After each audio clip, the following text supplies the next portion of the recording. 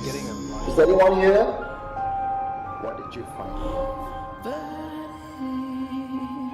You are listening to Supernatural Confessions.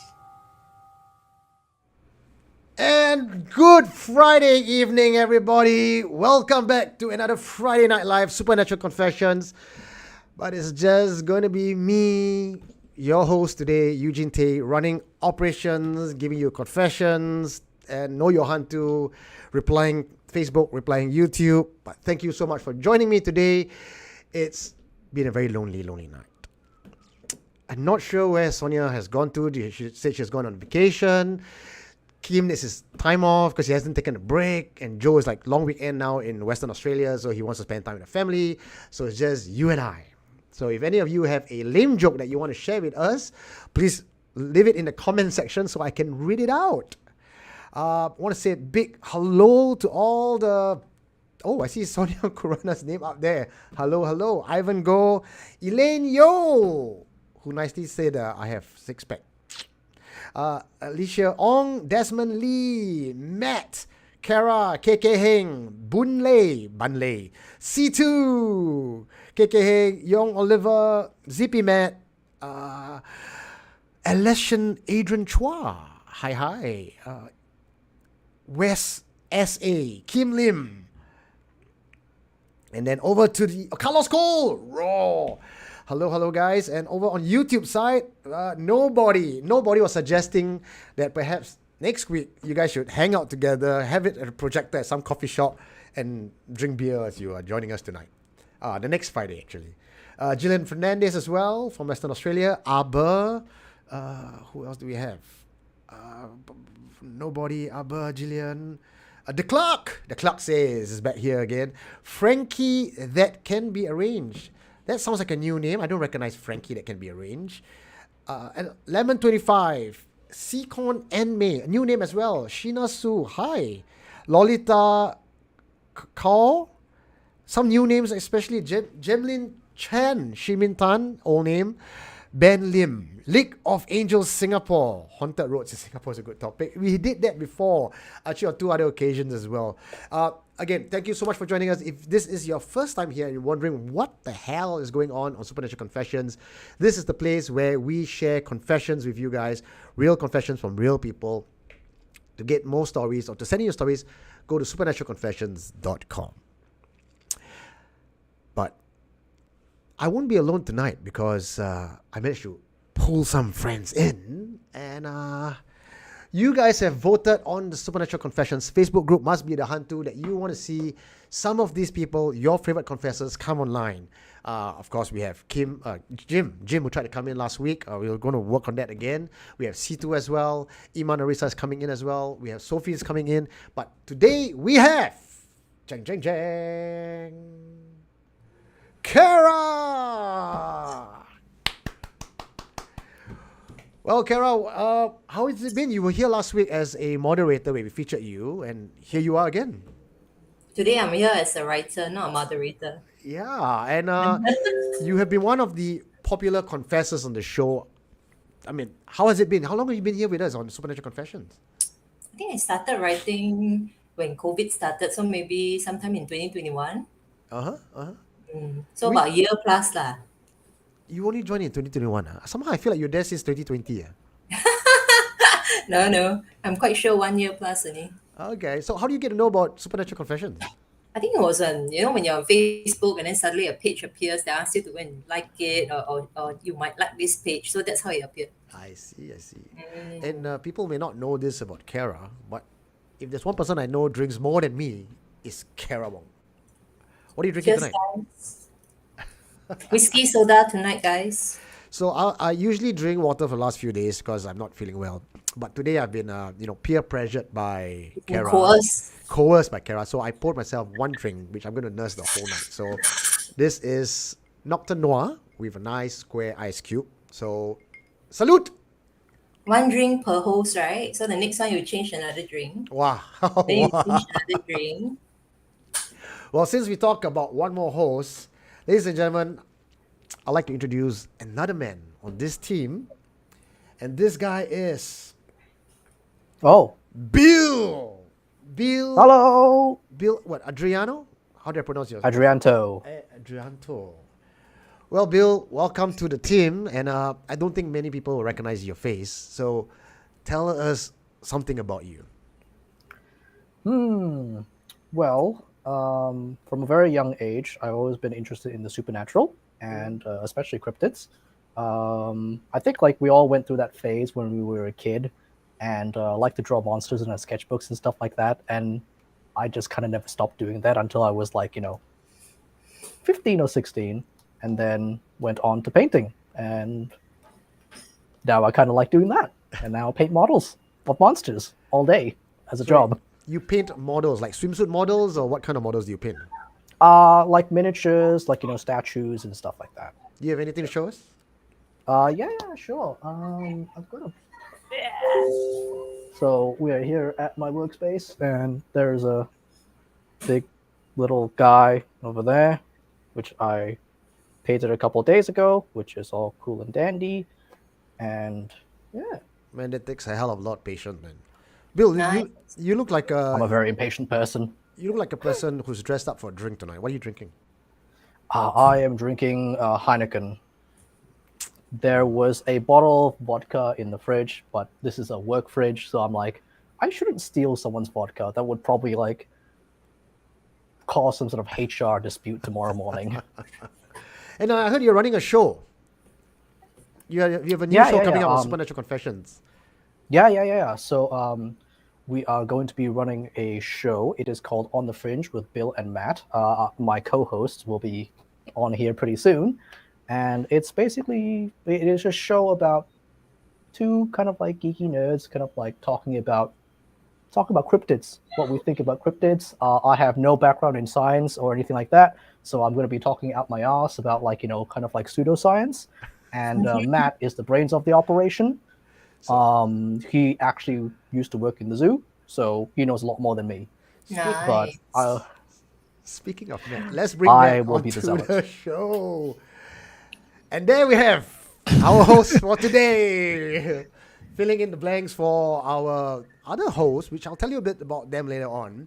That's Bill, and the guy that just popped up, he is Matt Verkijk. That's me, Verkijk. Verkijk. Wait, no, oh my god, you messed me up. It's Verkijk. So Matt and Bill, you're running a show about cryptids, and you work in a zoo. What's your first episode Yeah. about? I know you have something planned. So, yeah, our first episode's actually about the chupacabra. It's quite a well-known cryptid. Each of us kind of have our own idea of what it is. There's been a lot of stories about it. So we're going to basically dive deep and try to get down some of the background, some of the lore, try to understand what could it be, what actually it is. I've got a little poster here I want to show you guys just to give you a little bit of promo on what's coming up.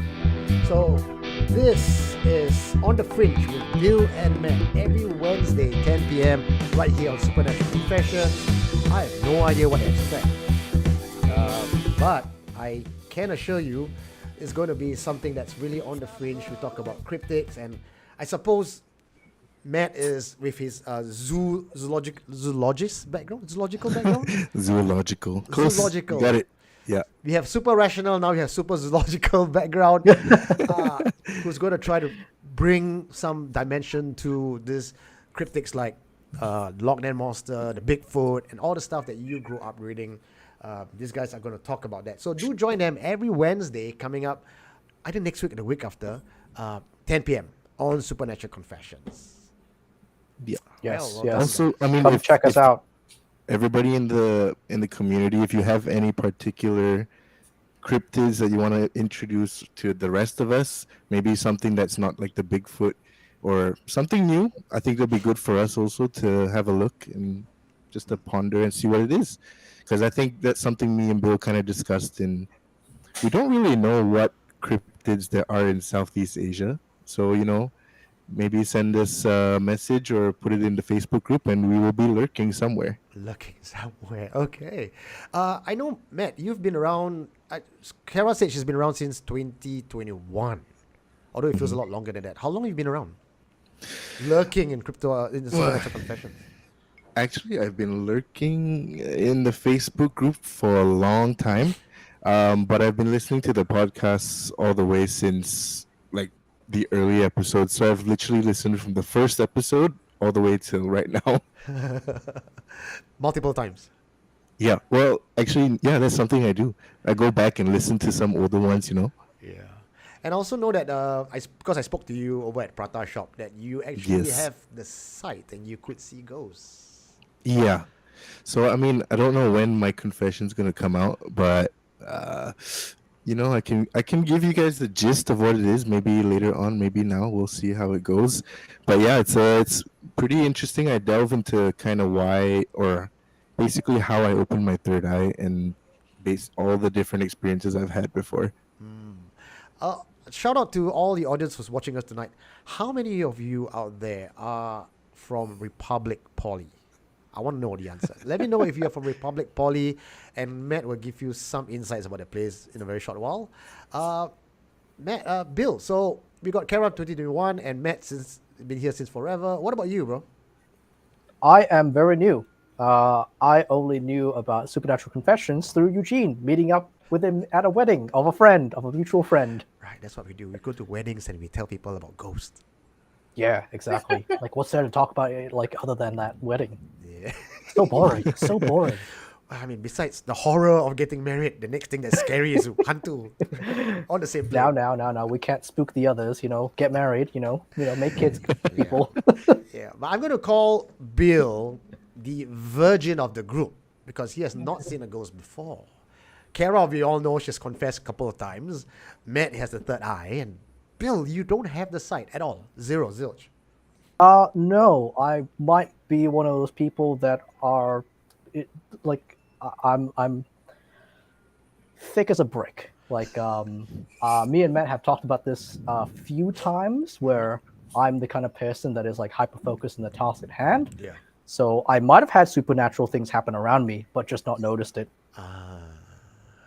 Okay. Like, if I'm not surprised if a hantu were to, like, on my way back home from work, if a hantu would come out and try and like go ooga booga booga, I would just go like and just keep walking to the bus stop. So, Cara, I'm going to go over to you right now. And do you think, in your opinion, I'm sure you have a story to share with us tonight. Do ghosts that you can see goes booga booga booga?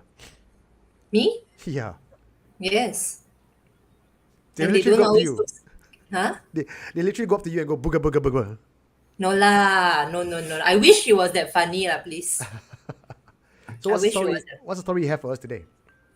Something that it happened to me when I was 20 years old, but I never really wrote about it. I think I hinted in the comments that it's very personal, and that's why I don't want to talk about it lah. Are you going to share with it now? Sure. So, you know what they say when you are down on your luck or when you're going through something as a bad patch and you're more susceptible to seeing those things, right? So when I was 20, I went through a very bad breakup. And then I lived, or rather my family's home. I'm married now, so I moved to Punggol, right? So maybe from what I heard in the comments, the hantus have all followed me to Punggol lah. But apparently, my old house, after I moved from Tanglin itself, I went to this place. I won't say the name of this place because my family still stays there now. Okay. But it is near where the Hari Raya, or rather the bazaars, the Hari Raya bazaars happen every year. So if you're familiar, you will know Geylang lah. somewhere in the east lah. I won't say where lah. Okay. So when I had the breakup with my boyfriend, right, I was sitting in the stairwell of HDB blocks. And then at that point of time, it's not like these days when you live in new apartments, your HDB blocks are all covered and your stairwells are all hidden behind doors, right? Ours is, the minute you step out of your house, the stairwell is basically there. So for me, when I'm on the phone or sometimes I cannot sleep, I love to sit at the staircase and then just talk to my boyfriend, my friend, whoever lah. And then there was this one day after the breakup, right? I was just sitting there. What happened was that I was very upset and I was crying. And then the next thing, I keep hearing somebody saying in Chinese. As you must imagine, it's like dead in the night. It's like 2, 3 something in the morning. And then somebody just beside me saying, 跳啦,怎么你不要跳? Jesus. 你跳了就没有事情了. So for those who don't understand Chinese, right, basically it's just telling me to jump. So if I jump, everything will be fine. I won't have to worry about it. And I can, the point where if for those of you who drink, and you get to the point that you can feel you're very high, but you're still in control of yourself. And that's how it felt that night. And I can feel myself climbing over the parapet and putting my leg across the parapet and wanting to jump. And then I just snapped out of it, and I was like, what the hell am I doing? Oh, why am I doing this? Right? And then when I snapped out of it, right, all I heard was that kind of sound. Oh my god. My So this gosh. happened. And then Hey, I went wait. home now. Immediately, I just stood up and then I ran back to my house, which is like a few feet away only, right? And then I went in, and then I think there was this one day when I was downstairs and I met my neighbor, right? And my neighbor and I are quite close, lah. He stays in another block from me, right? And he told me that actually my house itself, this house that my family now stays in, right? This block itself has a couple of histories that has happened. And if you Google the place, right, there's a father who was murdered by the son. There was a lady who stays 3 stories ahead of me, above me, who actually jumped to her death because of I think some marital dispute as well. So that block itself has some histories, lah. Wow. So Wow, wow, wow, wow. I never wrote about this because it's extremely personal to me, lah. But I always believe that when you are down, depressed, right, your Yes, chi is low, and yes, especially when you're drinking, and that's yeah, when these entities they really come yeah. uh, into your mind and start to mess it up because you're really not in control of your own actions. So there have been many cases where people have reported doing things that is not in line with their normal behavior. But of course, it's very hard to prove that, right? Because you are drunk. It's very hard to prove that there is an entity involved in this. But I do believe that when you're drunk and depressed, it's susceptible to a lot of this kind of paranormal. I don't know about drunk, lah, but I definitely wasn't drinking that night, but I know I was very upset. And the voice, right, is very distinct one. And you can just hear somebody 跳啊跳，这么也不要跳，跳就没有事情了，跳. It just keeps repeating in your head, no? Yeah. So it's horrible, I tell you. So for those of you who has gone through this kind of thing, please know that assess yourself. Sometimes it's a mental thing because it's something you're going through, and then other times it's really because they are there lah, and you are susceptible to them simply because you are not in the right frame of mind, and that's what happened to me, lah. Yep. Well, Oh, yeah. Anyone want to say go anything? for it, go. Go ahead. Well, I wanted to say, like, on a more positive note, I will be completely unaffected by that kind of, ghost, because I have no idea how to speak Mandarin at all, or I have and do not know how to understand it at all. Lucky you. So she'd be talking to me in my head, and I'll be like, What? English, please. Dude, but you can't imagine like if you're just there and then something's whispering in your ear. I think anybody would kind of freak out just a little bit. Yeah. Actually, you guys can go down to the comment section and read some of the posts that your friends Yeah. have left. Wow, yo, Oliver, I got time to pull up my phone to go Google Translate a ghost. No, actually, I saw a comment earlier from Ivan Go. What about? Ivan, Ivan said, I'm from the first batch of RP, where the old campus was at Tanglin, and in the final year in the new campus at Woodlands. So yeah, I mean, if people who were there a bit longer, you've heard a lot of stories about RP, and so this is hearsay. This is something I just found out. Objection. Well, Hearsay. It essentially yes, but so what people told me was that RP was actually rushed. The new campus was actually rushed because they were the holding school in Tanglin, and why they actually had to rush the school in Woodlands was because they were trying to meet the next batch of poly students. So what happened is in the Sorry, whole process of it. Matt, I think you may have to tone down the gain on your mic because it's spiking. Yeah, let me try. Is that better? Okay, let me try to boost you up from here. Okay, go ahead. So yeah, so what a lot of people told me was actually that when the school wasn't blessed essentially. So before RP, if people can remember what was there, it was actually just a forest. Oh. Yeah. So what happened is I've heard a lot of stories. People seeing Pontianaks. People see pochongs in the stairwells. People, well, actually, no, I have a few stories. I don't know if Eugene wants to share it now, but it will come out in the confession. Yeah. So because after I met you for your confession, right, Matt, I actually Yeah. got a separate confession from someone else who did not want to appear on video. He works there as the security personnel of RP, Oh. and he said there is a block and there is a toilet. So you got to verify this for me, right? In RP, that after 9 p.m., it is closed and out of bounds to everyone, and it's actually one of the toilets that's near the hall. Is that true? Near the hall? Yeah. Oh, yeah, I know which one. So, okay, this is my rational side. Um, because the RP campus is actually quite open, so a lot of people actually you can walk through the school any time of the day. Yeah. So, but I know exactly which one he's referring to. I don't have any stories from there, but I can say for certain because I had a friend whose late dad was actually also a security guard, and there's a lot of stories that I've also heard from him about the different tutorial rooms. But there's one particular block um, in the middle of the school. If those from RP you would know, it's a W4. That one particular block is a little bit special because it's first of all the only one with a basement. But for some reason, I don't know what it is. Maybe it's the feng shui, maybe it's something. But that one particular block has a lot of stories.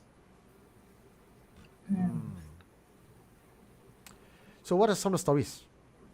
Oh, Just okay. one. I guess we're going in. Yeah, just Go. Okay. I'll share with you guys a story that actually my friend's dad, who was a security guard in RP. So this, okay, after school, I mean, I don't know if a lot of people actually stay in Republic Poly after night. So what happened is the security guards actually do their rounds in the different blocks, and when they've sort of done their rounds, what they do is they actually can rest in the tutorial rooms.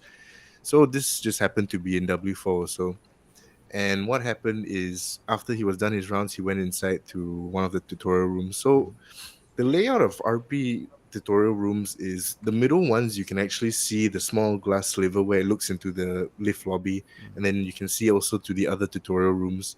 It's a bit hard to picture, but just you can understand from that lah. So my friend's dad went to take a nap because probably had nothing else to do anymore. So what happens is in the middle of the night around 3 to 4 o'clock, he just hears this like on the glass window just there. And then he was like, "What? It's 3 a.m." He looks outside. And then he sees this girl. And she was like, "Uncle, can you help me with my fingernails? You need to help me with my fingernails." And I mean I mean if someone asked me at 3 a.m., "Can you help me with your fingernails?" I'll be like, "Oh no. Thank you, good night." But so he again, I mean, like in his situation, you can imagine he was just there and then he was like, "What's going on?" And then he was like, "Okay, something's weird." So he just like, "Okay, you know what? Never mind. I'm just gonna ignore it, and then we're gonna just go back to sleep." So he did go back to sleep. A few like 30 minutes later, same thing. He heard on the glass again, but this time it was a bit weird. He felt something was already off, so he looked outside the glass again. But this time, what he saw really threw him off. It was actually his late mother at the glass panel, just knocking on the door, on the glass, sorry. And then this time she was like, "Son, can you help me? People are chasing me. I'm lost." And then I mean, again, if I was him, I'd be like, "Oh, what the fuck? No." So yeah, and then he was just like, "Okay, something's wrong." He just said some prayers. He made sure the door was locked, and then he just went back to sleep. Okay. Yeah. Is that the end? Yeah. I mean, there's a lot more in the confession. I But know. Man. We need this confession. We need it. I want to read it. Cara, what do you think about this confession? Fucking scary lah. Yeah. And I hate it when they knock. I hate it when they knock. Okay. So the ones that I heard about the security guard story is because they're a security guard there, people were invited to come down to cleanse the place. But they couldn't cleanse the place because the person who was the shifu or the master, he was asked to he negotiated with the spirit, and the spirit says, this is their place. Like what Matt said before, it was a forest. They cleared it out. The spirits have nowhere to go, but they are still tied to that geographical location. And the agreement is after 9, the place is theirs. No one gets to go there. But before 9, they can let you go in and play, like use the toilet and everything. So that was the agreement. I mean, also, I guess they lock the door because, when you're in poly, you're like 17, 18, 19, you're pretty randy, and then you just like, there's an open toilet. Like, let's go. I don't want to ask. I don't want to know. I don't want to ask how you know about that. Hearsay. Another I heard it from Wow. What about Bill the Virgin? What? You have a ghost story for us? Unfortunately, I do not. As I mentioned before, I'm like, never met one, never seen one. Maybe stuff's happened around me, never noticed it at all. What about hearsay? Someone from someone you know. Something from someone you know. Maybe not. We don't know. Like so a friend of mine in Australia, right? Like so I grew up in Australia. Yeah. And one of our neighbors, probably a neighbor. House was a neighbor, yeah. So one of our neighbors and 2 of my housemates, we all got drunk, really, really, really drunk one night. We were playing Good of Fortune. So basically, you stick like 2 liters of like really, really, really shit wine on like a clothes hanger, and you put it on duct tape and you spin it around. Whoever it lands on, you drink. We got really shit faced, and we all essentially passed out in the living room, and I had probably the worst night terror I've ever had. It was literally something, a shape, a figure in our backyard, and I remember it being super, super vivid, and it felt so real. And I know that I felt fear, and I was afraid of this thing, and I really wanted to wake up, and I really wanted to run, but I couldn't run. It was real like sleep paralysis stuff, where it's like I can't move. Then as the figure slowly turned around and started very, very slowly walking towards me, and it was probably a few steps away from the door of the backyard that we had lived in back then. Yeah, I woke up, and a few minutes later, my housemate woke up as well, and it's like we kind of both looked at each other. It's like almost like we knew. Like, did you just have that same dream? Oh wow, we just had a confession not too long ago with that. And then my other housemate, who was in his room, just like he heard us talking about it. He heard us talking out in the hallway, and he opened his door, and he just asked us the same question, like, did you guys just have the same dream? And my neighbor, who was crashed on the couch, woken up from all this commotion, was like, yeah, I had like that weird dream. What the fuck was that?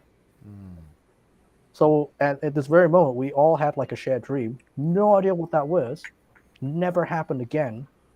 But it was so weird.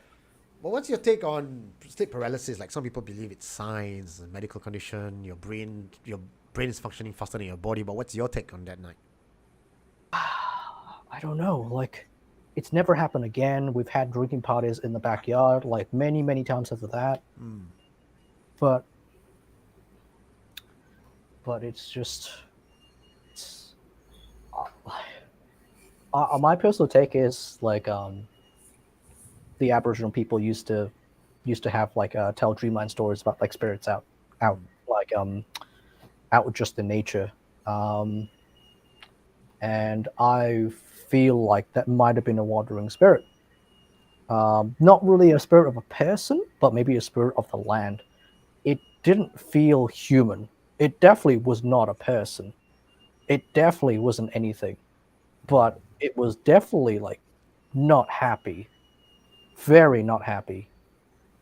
Because And I, what, because of yeah, alcohol or the nature of the behavior. What offended the spirits? um, again, if you don't know a little bit about like Australian history, like essentially like Australian colonists, like basically exterminated the Aboriginal population, the native population of Australia.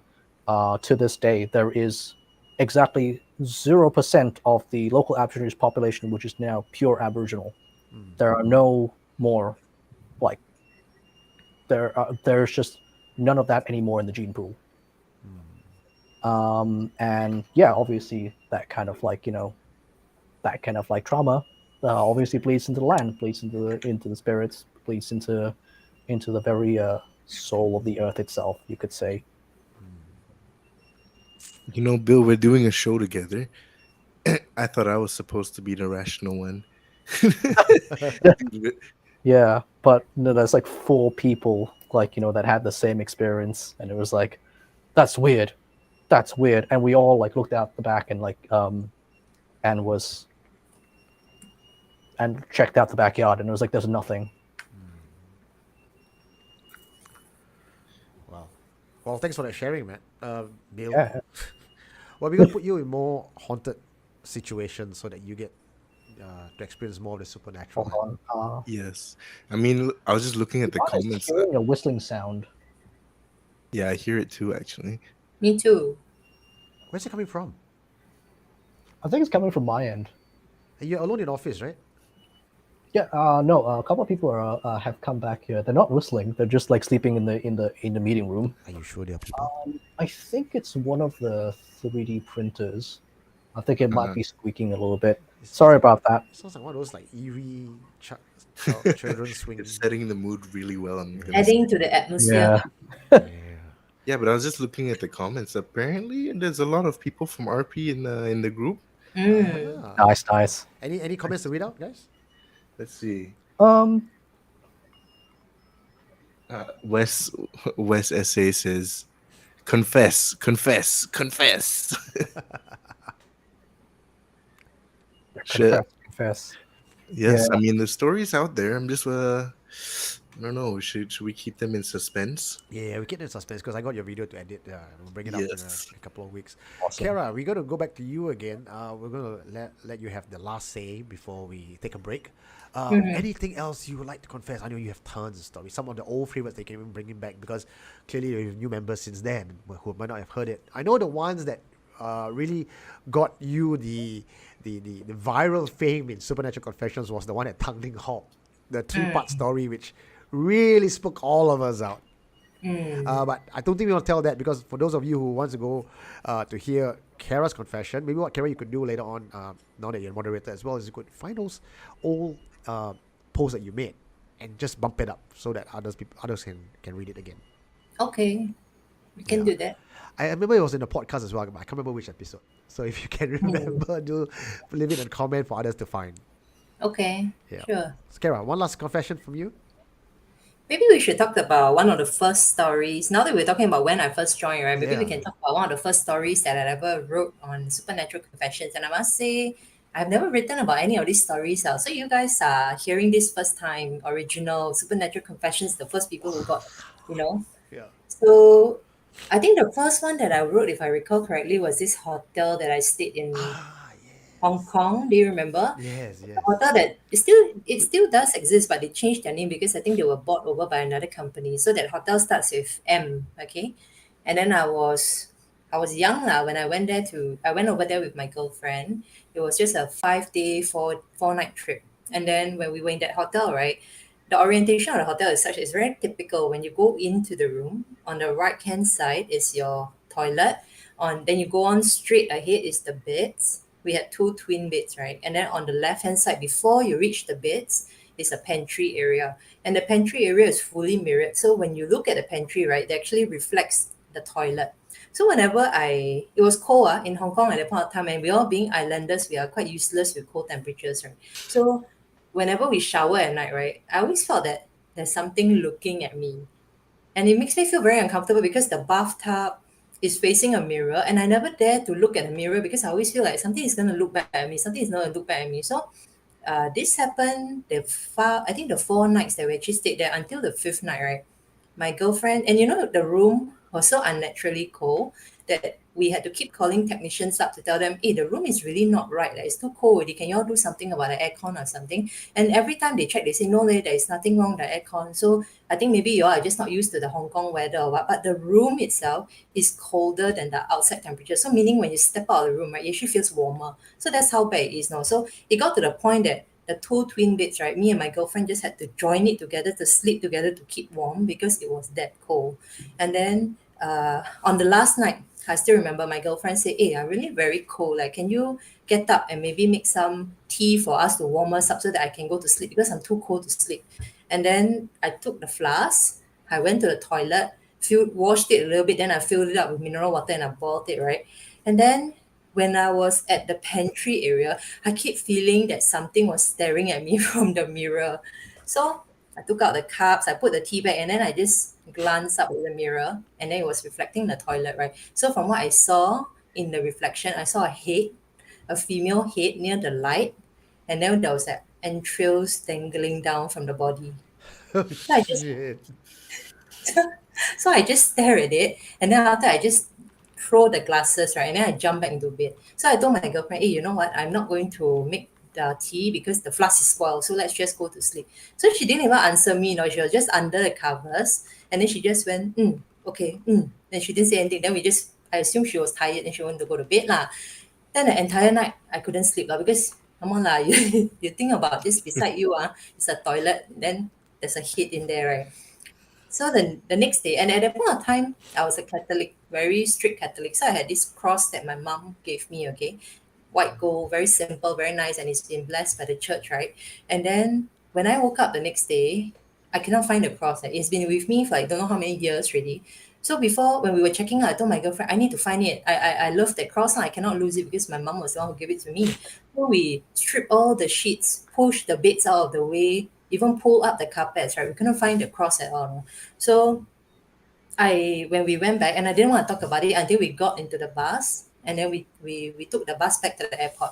So I told my girlfriend, hey, actually the few days that we stayed there, that room like not clean, that there's something wrong with it. So I expected her to be a bit surprised, right? And then she said, oh, you also feel it every night Man. every night when we sleep, I can feel something standing beside me. And then just, when your eyelids are closed, but your lights are on, you can literally see something going past your eyelids, right? Even with Yeah. your eyes closed. So the entire nights that we stayed there, we never dared to turn off the lights because we were both very freaked out, ma. And she says every night before we sleep, she can see something going past her eyelids. So that's the reason why she had to cover the blanket over her head, even though she couldn't breathe properly. So, guys, again, take it from me, okay? Lesson. When you feel something off about a hotel room, just change the room. Don't be a hero. Don't be a hero like me, okay? Better yet, ask for upgrade. Yeah, that one was, and okay, this one very stereotypical, okay, where people say don't take the room at the last end of the hallway, especially when there's an electrical box outside the room, because apparently, and this is the only time how I learned about this, okay, number one, apparently they can only travel in straight lines. So that's the reason why if you take the room at the end of the hall, that's one of the reasons lah. And when you have an electrical box or some kind of DB box outside that room that generates electricity because they are trying to put it out of the way, right? This kind of energy attracts them as well. So that the last room at the end of any hotel is usually the worst one lah. Yeah. Don't get the Right. last hotel. And especially if you're in Indonesia, do not get the hotel with the 3 paku nails on the door frame. So this was Oh. one of the first stories I remember recounting on, and also over the years when I read it, I realized that thing that I saw is called a penangan or something like that. Penanggal. Yeah, penanggal. So it's basically a woman. You can see like it's a woman's head, the hair long, and then with a partial body in it, right? And then with a lot of entrails hanging out. There's no lower body. Yeah. So in that glance, right, when you see it, right, it's just damn shocking. And apparently this kind of spirits or this kind of ghosts, right, you only see in certain parts of Southeast Asia like Thailand, Malaysia, maybe even Singapore, right? But I was surprised when I read about it, right? It fits the description, and I was in Hong Kong. Yeah. Hmm. So it's not just a Malay ghost, huh? No. Well, since Kim is not here, I shall take over the lame joke segment today. Why was the Penangal crying on Valentine's Day?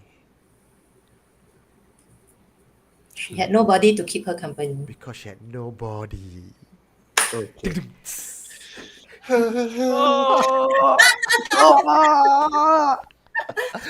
Well, thank you very much, Cara, Bill, Matt, for joining me tonight, keeping me company. Ladies and gentlemen, if you came to the show late, Bill's the guy. This one, Hello. That's Yep, Bill. I'm here. That's Matt. The other way. That's Matt. Sorry. That's Matt. Okay. Wrong side. Yeah, that's Bill and Matt. Join them on their awesome adventure with On the Fringe. Wednesday, 10 p.m. coming to you. By right, it should be next week. But next week, I'm not around to run live for them. So we will come back a week after. Thank you so much. And Cara has been our voted confessor for tonight as well. So you'll find her on the chat on a Supernatural Confessions Facebook group. Must be the Hantu. Check us out on that. You cannot remember the link? Just go to supernaturalconfessions.com. All the links are there. Thank you very much, guys. And any last words from y'all? Everyone. Usually before we go off, we let you guys have your one-liner before we leave, right? My one-liner. Yeah. So let's go with Matt first. Any one-liners for you before we What? leave? Hi, I'm Matt. I wanna just mix a few. Did I catch you guys off guard? Yeah, you did actually. Really, really bad. Cara, do you have anything? Any punchline? I'll be watching you as a moderator, but so will they be watching you even when you think you're alone. Oh. Matt, I'm still giving you some time to think of. Bill. One-liner? Okay. I'm the handsome one. Oh Jesus. Wow. Took the wind right out of my chest. Matt, back to you. That makes me the rational one most times. But I guess Yep. with Bill, not all the time. All right. All right. Good night, guys. I will see you guys again soon. Up next on this Thank you, segment. everyone. Eugene, you got Eugene. You okay, Eugene? Yeah. Even Kim is not here, but he left me with a gift. This is Know Your Hantu, and it is a demon goddess from Bali. Check it out. This week in Know Your Hantu from Bali, where our hosts are currently in, we are featuring Rangda, the demon queen of the Liaks in Bali. Terrifying child-eating Rangda leads an army of evil witches against the forces of the good led by Barong. If you have seen their cultural performance, it is about the battle of Barong and Rangda, good versus evil. Rangda is commonly depicted as a mostly nude old woman with long and messy hair, pendulous breasts, and sharp claws. Her face is traditionally horrifying fang and goggle-eyed mask with long protruding tongue. Bali is a Hindu island, hence it is possible that Rangda may closely associated with Durga, also identified with Hindus' black mother goddess of destruction, Kali. Though Rangda is seen as fearsome and many identified as evil force, she is still considered protective force in certain parts of Bali. Legend mention that Rangda is the incarnation of Calon Arang, the legendary witch that wreaked havoc in ancient Java during the reign of Air Langga in the late 10th century. It is said that Calon Arang was a widow who mastered the art of black magic. She had a beautiful daughter named Ratna Mangali, which no man dared to approach for the fear of her mother, and this caused Calon Arang to rage, and she ended up kidnapping a young woman and sacrificed her to the goddess Durga. The next day, a great flood engulfed the village and killed many. Then the king Air Langga commanded his advisor Empu Barada to take charge of the matter, which he sent his disciple Empu Bahula to be married to Ratna. This bring peace for a short period of time until Empu Bahula found Calon Arang's black magic book, which he took and turned it to Empu Barada. Calon Arang knew about this and the legendary fight happened between her and Empu Barada, which ended up with her getting killed. Since her defeat, peace returned to the village. Today, Rangda is an important element in Balinese culture. Performance depicting her struggles with Barong or with Air Langa are popular tourist attractions as well as tradition. Well, that was Rangda, and I think many of Rangda. Yeah, hold on. I've got a call. Got a call from. Wait a minute. That sounds like. Hold on. Hello. Hi. Hey, Sonia. It's you. Hey. Okay, where are you? Where are you Yes. calling from? I called to tell you that you're pronouncing it wrong. It's not rendang. I didn't say rendang. I said Rangda. Yeah, it sounded like rendang, and I just had rendang, so you know the association. Okay. But where you at? Which part of the world are you at? That time you were in Finland. You call us from hospital. You call us from Sembawang. Where are you at today? Yeah, I mean that's my shtick, right? I call in from all over the place. I am your roving reporter. Okay, rove I'm me. in- Where are you at? Well, what's the story from where you are? Okay, I I'm don't know where in you are. But I'm Bali. trying to guess, right? Hey, no need to guess. It's all over my social media. I'm in Bali. Was that why we had Balinese Know Your Hantu today? Hey, all things work together for good. Yeah, because you all left me today on my own, so I brought in Cara. Wait a minute. I know that botak anywhere. There's somebody that looks. Eh? Why the hell is it so busy? I'm not sure, Sonia. I'm not sure if you know what's going on behind you, but two of the guys look very familiar. Two? Okay, hang on. Let me see. What the It's hell on your is side, on your going right side.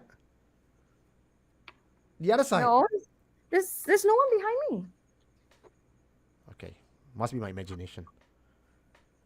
Okay, yep. So we were all sharing You- confessions today. Do you have any Yes. confession from your side? Yes, but hang on. Now you said you saw what? How many people I behind know. me? I saw a bald guy, and the minute I see a bald guy, I think it's JDC. Okay. He And then- looks like someone behind you. Then he looks at the camera and he walks away. One person only, is it? Then somebody else came in lah, but not sure who he was lah. Quite fuzzy. Okay, let me just give me a second. I'm gonna go have a quick peep. What? That's going on? Yeah, like Chua Elaine says she saw JDC. C2 is saying joke. Look what I found. Walao! Boys! Why like What this? is happening? Ayo! What's this? What's going on? Who's Hey, Alvin, you say you cannot run off for me. You are there in Bali with them. Hey, too much lah, you all. How can you all go Bali without me? No, we are streaming from 4 different directions. Yeah, this is an advanced streaming I'm program. I'm patching them all in. Multiverse, is it? Multiverse, Sabah. I'm in Sabah. Calling from Sabah. yeah, Sabah. He's calling from Sydney. Is it all real? Joe. Oh shit! I think the fans are all surprised to see you, as I am as well.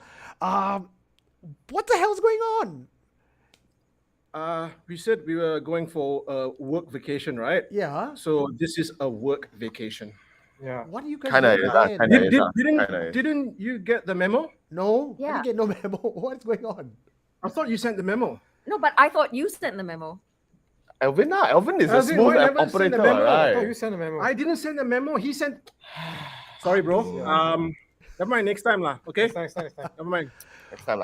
Well, since I have you guys here on the call with me, and I got 40 more minutes before the end of time into our featured confession on YouTube tonight, why don't we all share some confessions from Bali? I'm sure you guys are there for investigation.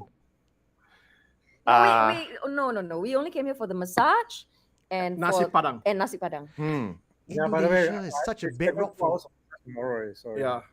And we are billing it to Supernatural Supernatural Confessions. Yeah. I'm sorry, man. The committee will have to vote on this, you know. Okay. Do you vote? Yes. Do you vote? I voted, yeah. You voted? Yeah. Voted already, bro. Voted already. You can check your phone now, the bill is there. Yeah. It's gloryholesecrets.com. It's already charged to his card, like, you know? Yeah, it's already charged. It's already charged to his card. Good luck. Hey, Kim, I think some of the fans are missing your lame jokes for today. I had to come up with one lame joke on your behalf. I'm going away. Bye-bye. Fuck this. Ciao.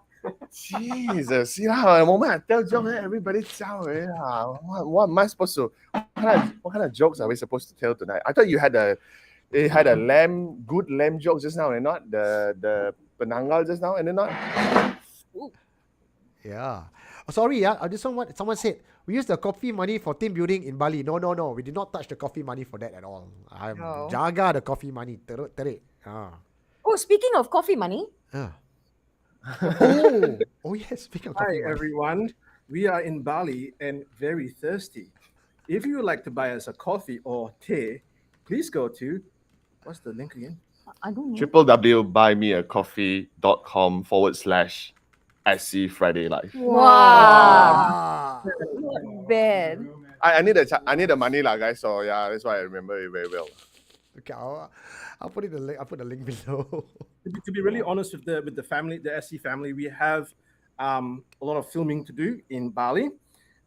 Eugene, we will have a chat about that a little bit later when you've got time. But yeah, very interesting stuff, and Solid it is very likely going to be stuff that no one on the internet has ever seen. So you guys have to stay tuned and show your love, show your support by being here or buying us a coffee.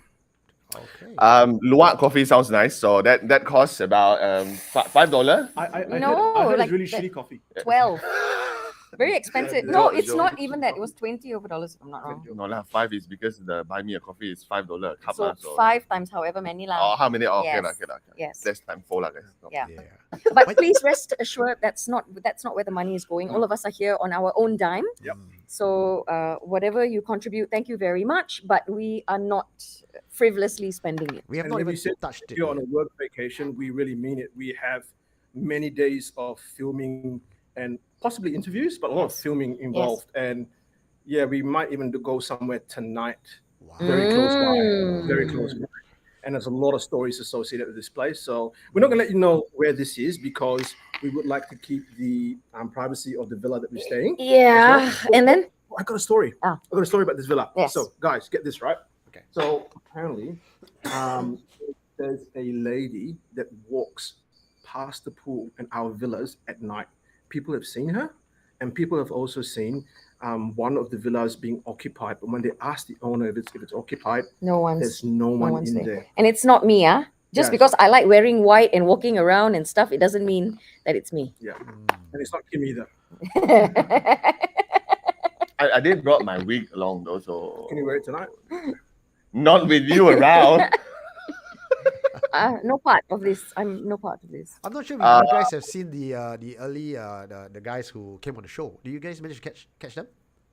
A little bit because we were quite distracted because we were doing a lot of setup here and organizing what's going to be happening tomorrow and all that. We've just come back from a business dinner with a spiritual practitioner / traditional shaman Yes. in this area. They're known So- as Balian. Yeah, Yeah, right? Yeah, there's Yes, Balians. Yeah. Balians. So we are going to try to organize something with him, Yeah. and it's going to be as immersive.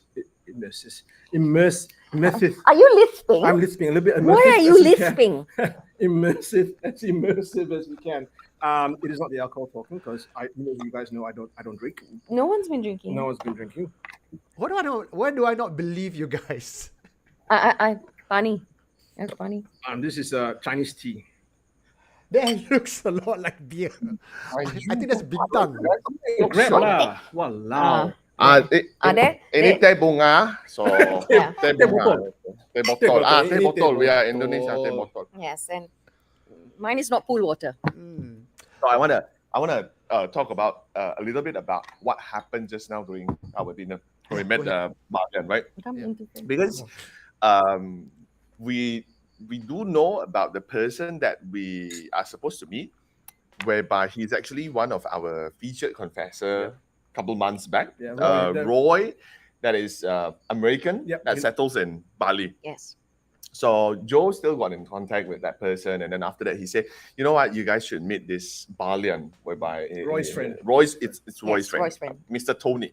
So Mr. Tony. So first time meeting Mr. Tony today, right? Today. So nice fella, very nice fella. But the surprising part was because I produced the Know Your Hantu before we came, and this week Know Your Hantu, obviously because we are all in Bali, and I did a little bit of research, so I bumped into Rangda, right? The evil witch that led the evil forces. That is a very great element here in Bali. At the moment we sat down with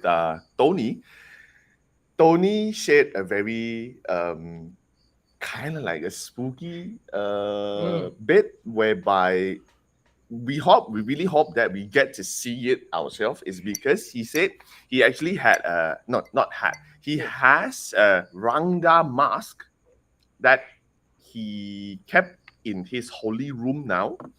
And the last performer that uses the Rangda mask to perform, because he did something before the performance. Yeah, something to make it unclean. Yeah, something to make it unclean, Yes. which you're not supposed to do. Yes. The moment he finishes his performance and he step off, the moment he touches the ground, he just collapsed and died. Yes.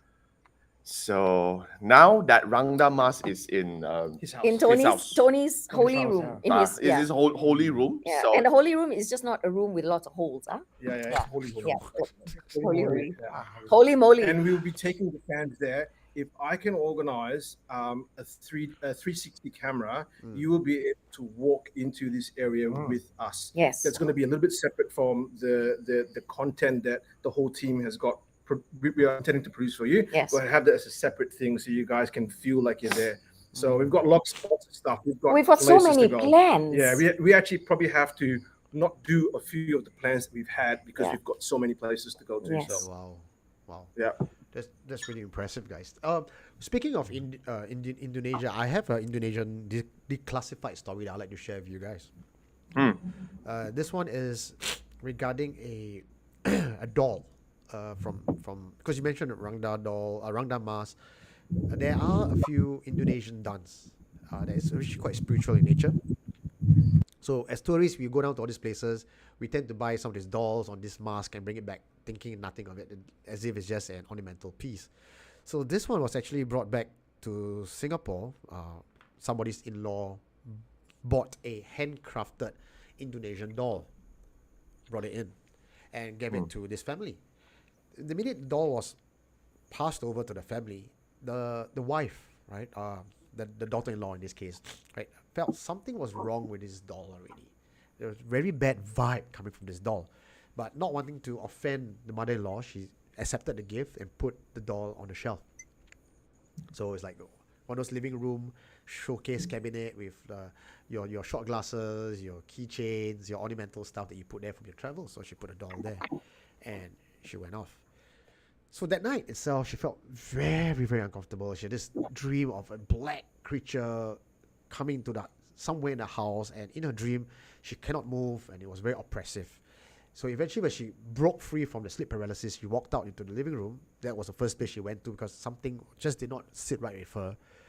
And she thought she saw the doll moved. Yes. So when she went up to the doll, and she said, in her heart, in her mind, she thinks, wow, this doll is really ugly. I am going to get rid of it tomorrow. The next day, the morning when she woke up, she felt terribly sick, like high fever, cannot get out of bed, and that fever lasted for a whole week. So she did not throw the doll because she was just unwell. And the weaker she is, the more unable to sleep, the more susceptible she is to all these attacks. Eventually one night, she was so terrified, she went out, she couldn't sleep. She heard sound of in the living room. When she got out, she saw the doll somewhere in the middle of the living room. So she turned on the light, the doll just collapsed to the ground.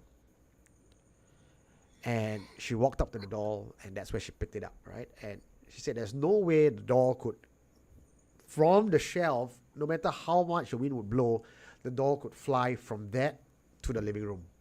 And so that was when I was called in to go and investigate. We set up cameras, motion sensors, and all that. And true enough, we got evidence that the doll was moving at night. And when so I called some spiritual practitioner down to look at this, because it's not something I want to deal with directly. Because I'm an investigator. I'm a person who archives stories, who collates stories, but I do not have that kind of gift where I can fight spirits and all that. Only one time I did was in a very high stress situation, and that was the one time in my life. So called someone to come in, and he says this is a doll with a spirit inside, and it's one of those performance doll where it's handcrafted, it's prayed, and it's there. So someone has decided to buy the doll, and of course, as a Indonesian craftsman, if you can sell the doll and make some money out of it, why not? But the person who bought it had no idea of the history, brought it back, obviously didn't take care of it, and it was not something that is or rather it's something that can take your life. If we did not intercept, the lady would have probably died, because she was supposed to be the new master, but she did not take care of the doll. Yeah, it's interesting that you bring it up, because the Rangda mask that we just spoke about with Tony and with Roy, how it ended up in Tony's hands, it came full circle. The mask was meant to be with him. And as we spoke more about the history, sometimes these objects choose who they want to go to. It's not necessarily we invite them in. I mean, if it's not destiny, if it's not meant to be, it just isn't. But with the Rangda doll, I was told, coming back from a place as mystical as Bali, you don't buy certain things, and the mask being one of them. And in fact, it was Roy that gifted the mask to Tony. Coincidentally. Yes. And when Roy brought the mask home, his wife took one look at it and said, either the mask goes or I go. So. And if he had been the apex predator. And the mask is at his house, right? So I suppose he kept the mask and the wife ran. No, Roy gave it to Tony. I would have put my foot down with my wife and goes, either the doll stays or you go. Mrs. Dakota, I hope you're listening to this. He means the inflatable doll. Edit out. Truly the apex predator, letting women know their position in life. That's right. So also I'm the head of the house, and my wife's the neck. Wherever she turn, I gotta go. So left, gotta go left. Right, gotta go right. Also, to answer some of your question, no, I'm not sleeping with Joe in the same room. No. Hell no. Hell no. For sure. Faux show. Faux show. Inside your guys. Yeah, guys, I'm sorry, I'm running operations today and all that, so I don't have time to look at the comments and reply. Do you guys get a chance to look at the comments and reply? I'm not looking at anything. Yeah. I am. You got okay. The question just now. I mean, take comments. Are we gonna? Elaine asked, are we gonna go skinny dipping? We can. I mean, because I'm skinny and I like to dip. For 10 we have a pool here that the frogs like to frogs like to skinny dip in. I mean, the boys could go join them. I'm not going.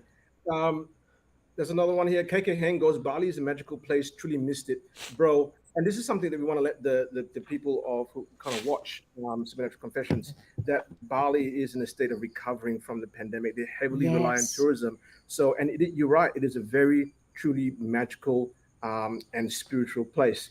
If you can, please come to Bali. And one thing is that we are going to, in the future, organize tours to Bali. Yes. Haunted dark tourism tours where you can come, with kind of a few of us. Maybe we may not all be in the same place at the same time, but we'll try to be here where you guys can come and visit these places with have experiences. Yes, so that's one of the reasons we're here as well. Yes, that's actually the main reason that we're here. We're here to put together a trip that would interest the community and the whole dark tourism thing. Now, with the VTLs opening up in November, but it was just as recent as a few weeks ago that the Indonesian government lifted the PCR test requirements. Now, when I flew in, the whole plane was filled. Now, this is an island that is driven by tourism, and it's great to see the crowds come back. It's driven by the tourist dollar. We spoke to so many guides that told us they suffered for 3 years. So come on back, but more importantly, come with us. That's 100%. Yes. No, it's dark tours, not duck tours. Not the quack quack. KK Heng, again, you ask, are the hunters going for a real life session of Phasmophobia? Funny you say that. You just have to stay tuned, dude. And find out. Me and Elvin is going to stay in a van to just provide technical support. Elvin, no? 800 meters away. Over dinner, they decided they're going to send me in first. Look, as I told you, Sonia, I am an equal opportunity SC host. I believe that it's very important that I model this behavior of equality. If I go by myself before you do, right, to protect you, I'm sending a message to the world that women aren't important and that women don't have empowerment by letting you go first. No, not letting you go first. By following your lead, I'm saying that, Sonia, you're a strong, empowered woman, and as a guy, I'm an ally. I will support you. How? From outside of chivalrous. the compound. If you But scream, I'm rolling and my there's eyes. I can something see wrong, my brain. I will call the Balinese police, and they will come and help you. Yeah, I'm sure. Right, And the Kim? Balian, and the Yeah, Balian. yeah. Balian, don't Yes. worry. I afraid this time I have to agree with you. Yeah, agree. Afraid, I'm afraid. 100%. I afraid have to agree. All of them have already said 800 meters away in the van. And then I go in. And Yes. also, you know what? The Yeah. Balian said the same thing. Yes. He said, right? Oh. What he said? Sonia, very strong. Ah, Whatever it is, if she can concentrate, she can communicate. Did he say? Whoa. No, he did not Did say. he say you're very strong? He said I should be the last one. Who he said? He's very strong. Sonia, very strong. We're not lying, no. We're not lying, no. We got it on video. We got it on video. We got it on video. So we need time to edit, process, and everything. Yeah. Then after that, you yourself watch the video and see. You tell me whether we're right or wrong. Yeah, we're correct. See? This is the kind of vacation that I will approve the leave for. Going there to work and filming and bringing I got content vacation. back. What vacation? Friday, I don't have to sit here. Alamak. Imagine Malayans was asking about, just now, Eugene, you said about 3 nails in the door frame. What's that about? Okay, so many of the members would have heard me mention about this 3 nails on the door frame over the last few years when I mentioned any time about an Indonesian hotel. Kim, Sonia, Joe, remember the story I told you about the 3 nails? Yep. Yeah. You want to do us the honors and tell us a story about the 3 nails? Maybe coming from you guys might be different from coming from me this time. You know the 3 nails? Yeah. Sonia, do you know the 3 nails? No. What 3 nails? I have 10 nails. Yeah. And I got another 10 on my toes. I Does asked that just count? now, I said you all know about 3 nails, or say yeah. Now ask you all to tell the Yeah, story yeah, or don't I know. get If there are 3 nails in the door, it means that it's there to keep the spirit in, right? See, JDC I see, still I pay pay attention. attention, huh? A plus. What happened is last time when Eugene is still working, he got sent to this room. That is what I say Oh. first. I say first, you say second. I'm more familiar with the nail in the tree versus the nails in the door. So I mean bits and pieces, but we all got the story lah. Yeah, even Denise Rene got it right. Keeping things in or out, either. Yeah. So, but the important point that we brought up last time when we tell this is, remember, when you see the 3 nails, it doesn't mean that when you enter, you are safe because the thing is outside, cannot come in. Sometimes the 3 nails meant the thing is inside with the room with you. And when you go sleep inside, they cannot go out, no? They are inside. Then they Together. pusing inside the room, you kena. Very scary. Very one. scary. Yes. Goat is asking if Eugene is an air steward before. I mean, can't you tell from my good looks? I must be an air no. steward. Speaking of Astrid, Eugene, I know you didn't get the memo, even though we sent the memo. Yeah, we did. You should be coming down here and kind of helping us out. Yes. Yeah. I feel much safer sitting behind this computer and taking all your content and delivering it to the fans out. There's a very important job because someone needs to be able to do this for the Especially- people. Especially when a smooth operator, goes on holiday, doesn't even bother with anything, right? Yeah, He's literally to here do with operations, setting things up. Oh man. You know what? He's down here, right? He's on his computer playing World of Warcraft. Ado, you see? You see not? Hey, I tell you, you gotta, How tall are you? I'm working. we got to deduct his pay. Confirm. Okay, so I'm going to read out a One less comment. chicken rice, yeah. One less chicken rice. One less chicken rice. Something Chicken rice, from not chicken. Banle asking Balinese or Balian. So the Balinese are the local people. A Balian is like a shaman or a holy person. They officiate ceremonies. They also Yes. So you use the word spiritual practitioner. He's a just spiritual- now. Yes. spiritual So practitioner. there are two different words, Balinese and Balian. But definitely Lee is asking, any babi guling by the road is better than naughty Nuris. Naughty What's Nuris is Naughty shock lah. Warung. Hey, Naughty Nuris is power. Go for the Joe baby met a naughty Nuri lah. First day when we arrived. Joe met a naughty Nuri. I know you guys are just full of nonsense. So right? we were in front of a boba shop, okay, and then this thing walks past in a very low back kind of a dress. Being lah, not Being, thing lah, being. being lah. Thing. I went with thing.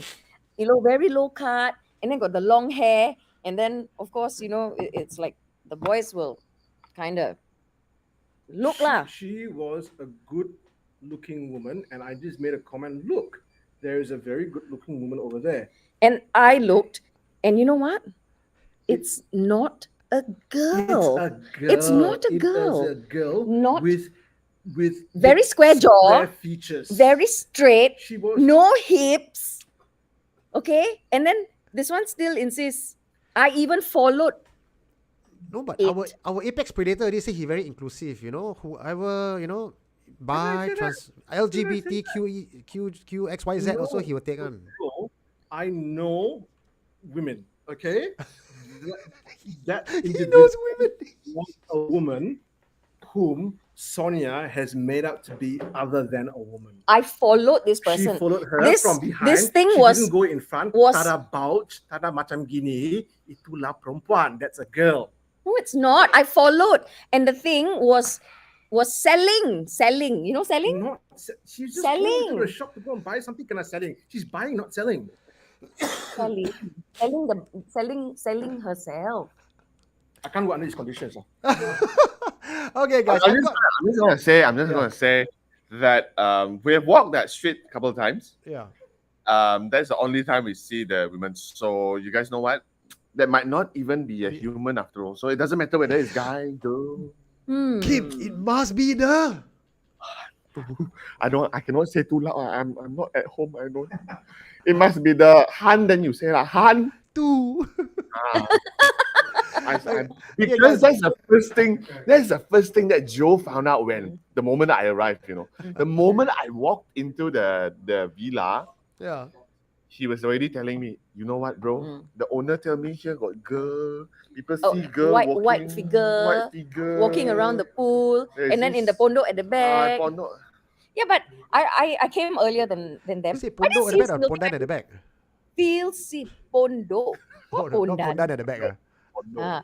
And I didn't feel a single thing. But then again, I sleep like the dead. So how would I know, right? Yeah. All right, guys. I want to read out this confession. So it's 11:15 now, because it's Okay. quite a long confession, and All actually right, the confessor is asking all of you to Yes. give a explanation for his confession. Okay. Okay. This one is by Chester. String. Belum Very dengar thick this string. This ring. That's what Joy G-string. Elaine also said. Okay, anyway, long Shut up. long confession. Let me read it out. Okay. Hello, I've been a big fan since SC early days with Eugene, Team, and ET. Never been on any SC lives before, but I've listened to all of the Spotify podcasts multiple times. I was re-listening to podcast 119 when there was a confession about an experience that took place on Tekong. Somehow, that reminded me of a paranormal experience I personally had about 10 years ago. I must have subconsciously buried that memory in the deep recesses of my mind, but listening to the confessions unlocked it somehow. First off, I'm actually a super skeptical person and have always been on camp rational. Boo. I can assure you that I'll be the first to die in horror movies, as I will always go to check out any weird occurrences that I encounter just to assure myself. I also admit that there have been some confessions I've heard on the podcast that I've mentally bashed on in my head, but have kept my silence out of respect. Thank you, Chester. Everyone can learn from Chester as well. If you don't believe, STFU, scroll on. Listen to other confessions. Don't have to bash anything, right? The form of respect is definitely much more prevalent now, with this old memory being fresh in my mind again. I've never had any paranormal encounter, thankfully, which is why I would say that I had paranormal experience instead. That's it. I actually had the chance to possess physical evidence, but not think to keep it or anything. I'm Asian and not that crazy. Maybe I would have if SC had existed back then. Let me elaborate my story. This happened to me when I was serving national service about 10 years ago.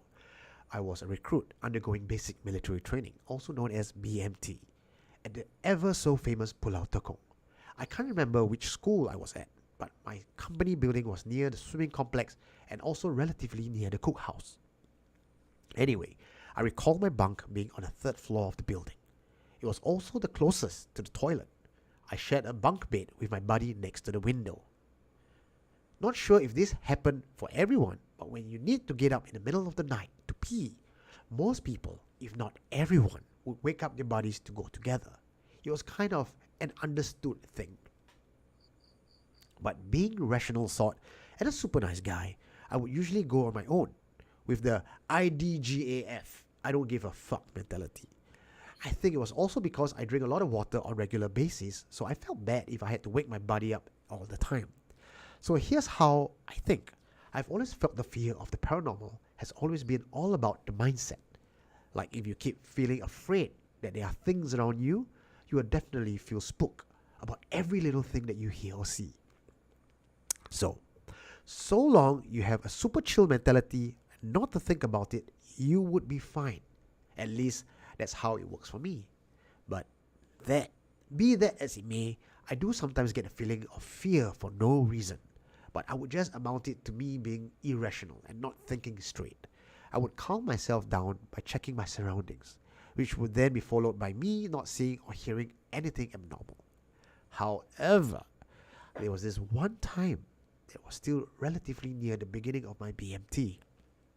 Can't remember what time it was exactly, but I got the feeling to pee just like any other time.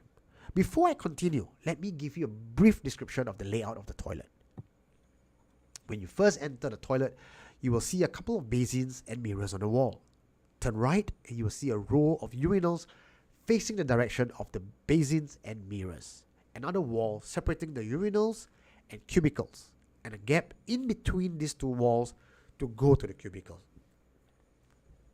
I would typically go to the far end of the toilet, walking past the gap between the two walls to pee, as my rational mind was telling me that I would have at least my left side covered with a wall, and I would only need to check my right side if I hear or feel anything strange while peeing. I know it's hard to imagine, but if I turn to look behind, I'll be looking straight at a second wall with cubicles behind it. Okay? So there I was peeing midstream and feeling nothing out of the ordinary. No feeling of fear whatsoever. When suddenly I heard something drop and make a loud thud. It felt quite near to me, like it came from one of the cubicles directly behind me, but I couldn't see anything because of the wall. I remember chills going down my spine at that point, and in my head I was going, shit, faster pee. It felt like forever, but when I was finally done and keeping my pecker, I decided to let out a firm, "Hello? Someone there?" I didn't get any response. I wasn't sure what to make of that. So me being me, I decided to take a quick look. So I crept to the corner of the gap of the wall and take a quick peek. I saw a rather large bottle of soap lying on its side outside one of the cubicles situated near the far end, and immediately hopped the hell out of there. I know it's normal for us to leave soap bottles in cubicles and that sometimes they may move because of residue soap being on whatever surface they're sitting on, but the sound I've heard was relatively loud. And how the hell did the bottle get all that momentum to end up outside the cubicle? I only heard one sound, like when you release something from your hand and it drops straight to the floor, but not multiple sounds, like as if the bottle traveled some distance and rolled or tumbled around. I washed my hands quickly by just jabbing down the tap button and putting my hands through the running water once and got out of there stat. I walked briskly to my bunk, laid down on my bed, plugged in my earphones, blasting trance music, and just planted my eyes on the window, because I figured if something was going to appear, it would be around people, and I would be around people, and I wouldn't be cornered by myself. Not like how I was in the toilet. I was half expecting something or someone to appear in the window, but I didn't see anything for God knows how long, and eventually fell asleep. But that's not the end of the story. So, I remember we would usually wake up quite early in the morning while it was still dark. The ones that got up earlier wouldn't switch on the lights till the very last minute, as it was quite annoying to those who were still sleeping. I woke up a bit later than usual as I was quite tired from that ordeal, but had to rush to get ready to not get my butt plucked by my commanders. So I hurriedly put my uniform and got ready. I remember the lights being switched on as I stepped out to the toilet. I went to the toilet with no incident, not even thinking about what happened last night, and rushed down to fall in. We went on with our training, and that was that.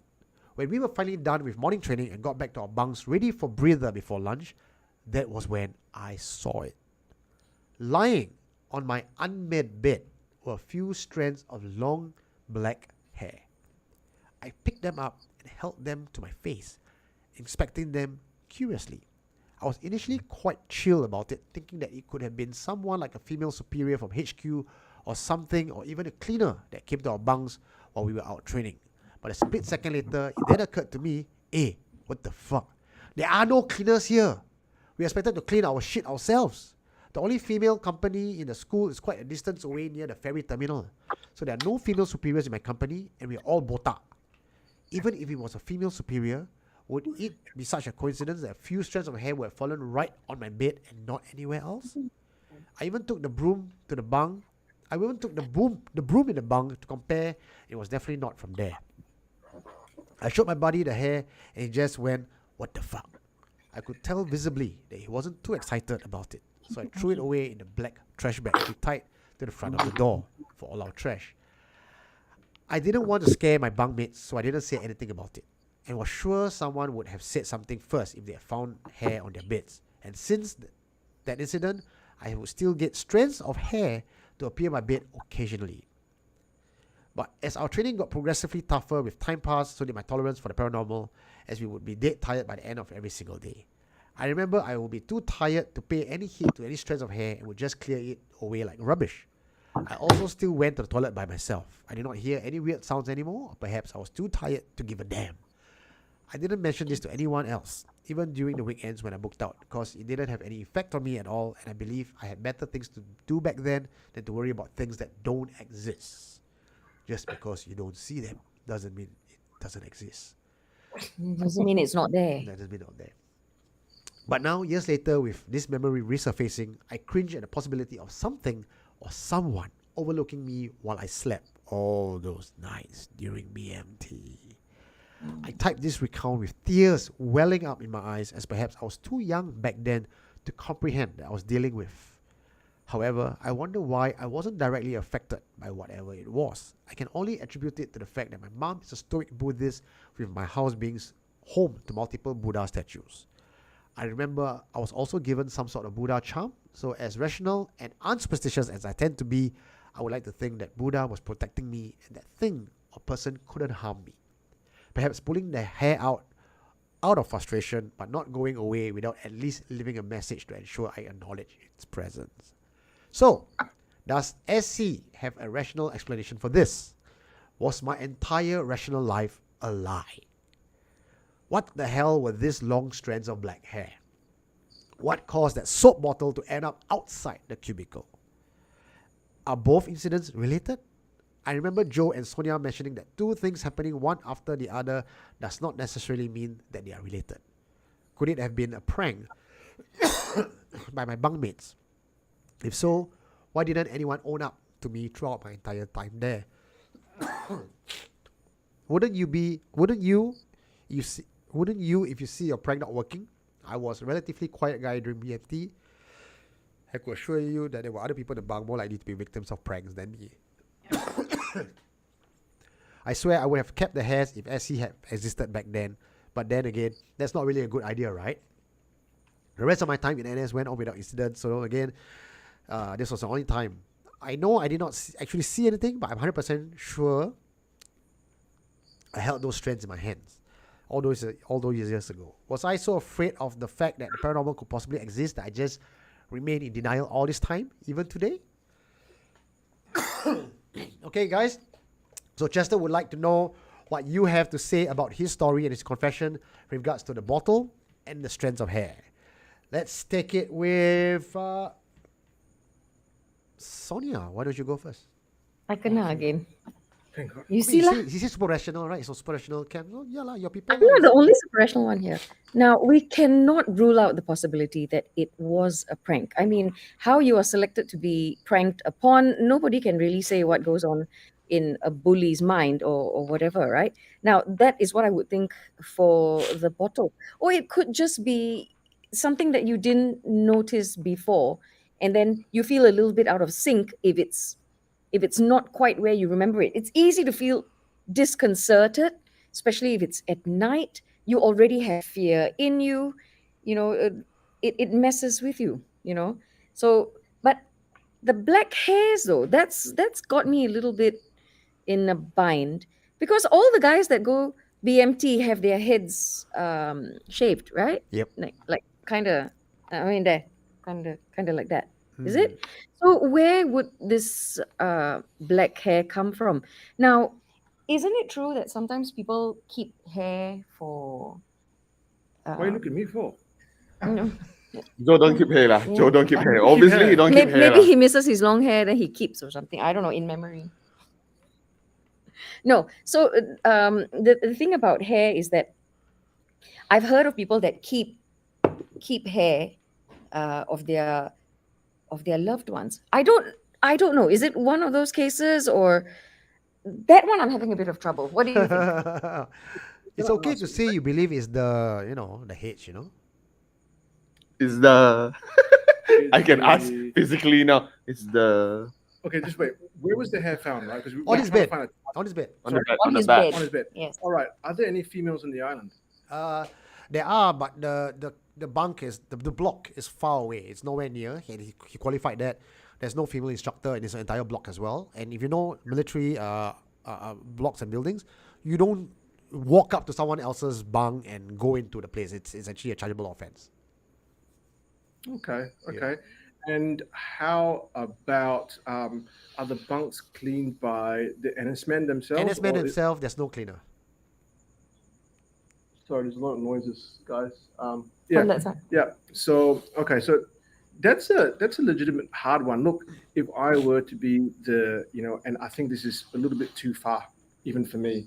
I would say, the wind would blow the hair into the bunk and stuff like that. Multiple times? And yeah, of course. And that's why I said it's a little bit of a stretch for me. Yeah. But, to have something physical like hair, my mind says there has to be a physical cause for it, right? Yes. And we may not necessarily know what the cause, and it doesn't mean because we can't explain it right there and then that it has to have a supernatural origin. It could very well be that when NS men are going there, even. if they've they obviously have mothers, Yes. and if the mothers' Sisters. hair fall into their bags, they might transport that there with them.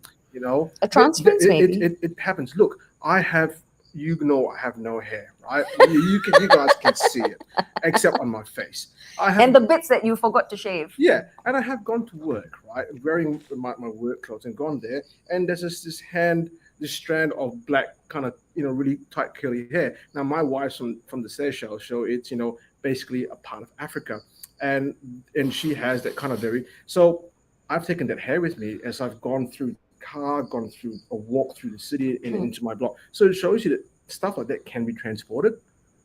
So it's interesting. I would say It's a bit of a stretch there. It's not. possible, but it's a stretch. If you have a whole bunch, okay, like a whole bunch of hair, and that's on the bed. That's a little bit harder. Of course. Yes, but if you're talking about a couple of strands, then yes, why not transference? But repeatedly on multiple nights, because he's going to be there from Monday to Saturday. So transference maybe one time.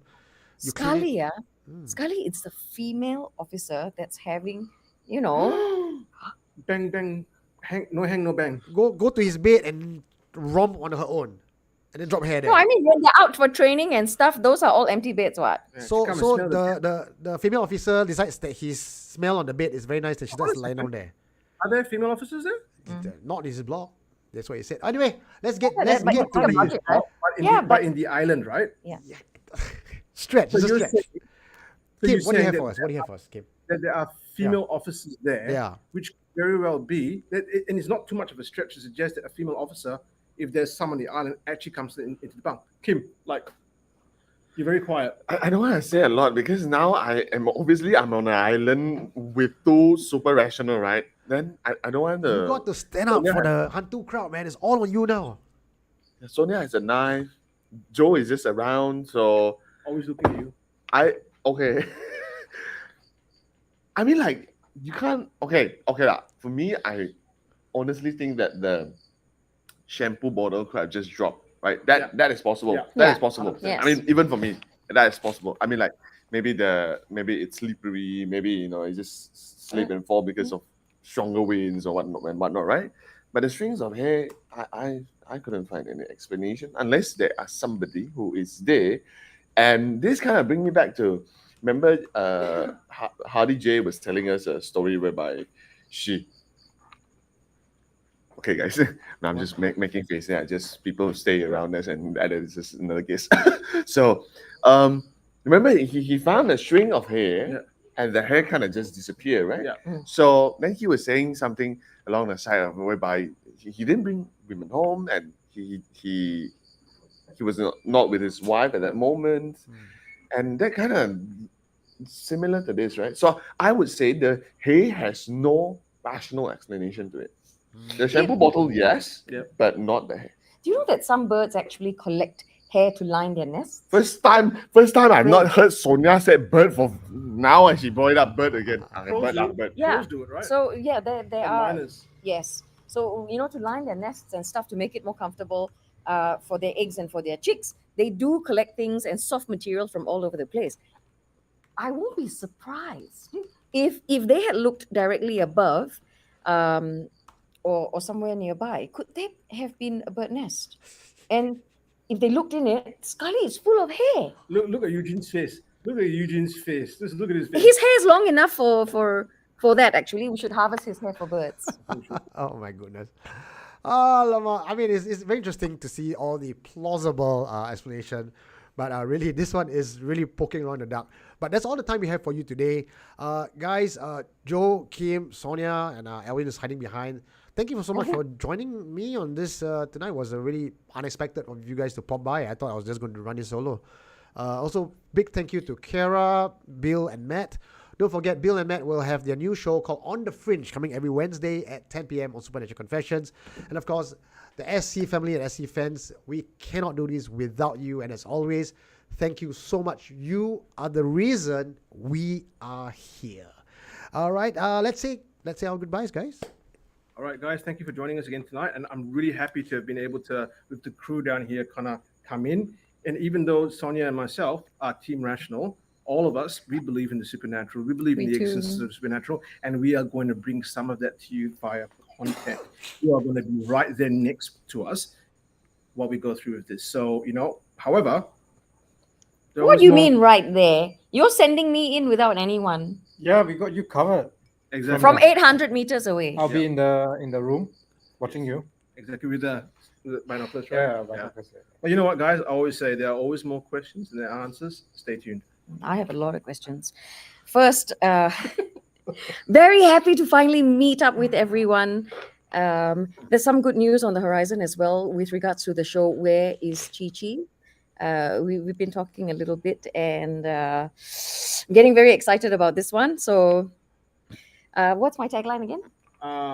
Something about being supernatural. Joe is rational explanation for most. Most of the time. There. That's the one. Yeah. Yeah. What is it? Exactly that. Yeah, exactly. That's the one. Okay, I'm just gonna skip through.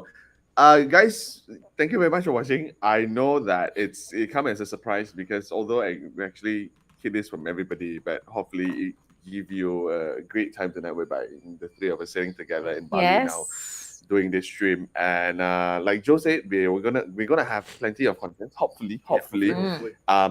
Hopefully I will also make it back to Malaysia after the whatever. Thanks for leaving him here. So okay, then also get on to the feature confession now, right? Yeah, We have one the second part of last week's confession. Ivan's, right? Yeah, Ivan's. Yes. Yeah. So Yes. get to that immediately right after now. So thank you very much once again, ladies and gentlemen. Remember, whatever you don't see doesn't mean it is not there, especially to Chester. I remember his line. Ken? You remember your own line first and say. Super rational explanation for most things. Any for lame joke? Hey, who's got a lame joke? 11:36 already, guys. It's already start. Our show started already. Okay. Anyway, thank you all you guys, especially the SC fans and family. Thank you for joining me tonight. Without you, Thank you. Right. So I understand that. Thank you for all the love. I am never alone as long as you guys are there with me. Thank you so much. Why do I get my ears? And I'll see you guys right now on Ivan's Confession Part 2 on our YouTube. The link is in the comment section. Good night, everybody. We'll see you guys. Ciao. What did you find? You are listening to Supernatural Confessions.